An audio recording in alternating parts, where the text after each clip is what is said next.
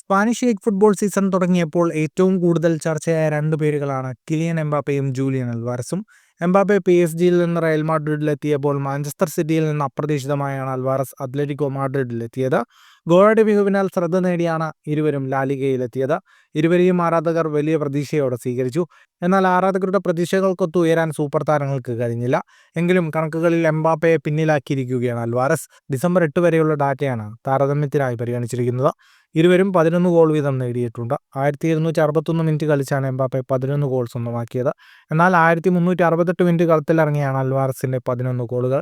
കണക്കുകൾ പ്രകാരം അൽവാരസ് ഓരോ 124 മിനിറ്റിലും ഗോൾ നേടിയിട്ടുണ്ട്. എംബാപ്പയ്ക്ക് 160 മിനിറ്റിന്റെ ഇടവേളയിലാണ് ഗോൾ നേടാൻ കഴിഞ്ഞിട്ടുള്ളത്. ഒബ്ജ സ്റ്റാറ്റിസ്റ്റിക്സ് അനുസരിച്ച് 11 ഗോളിനായി 21 ഷോട്ടുകളാണ് അൽവാരസ് എതിർ പോസ്റ്റിലേക്ക് തൊടുത്തത്. എംബാപ്പെ ആവട്ടെ 46 ഷോട്ടുകളിൽ നിന്നാണ് 11 ഗോളുകളിലെത്തിയത്.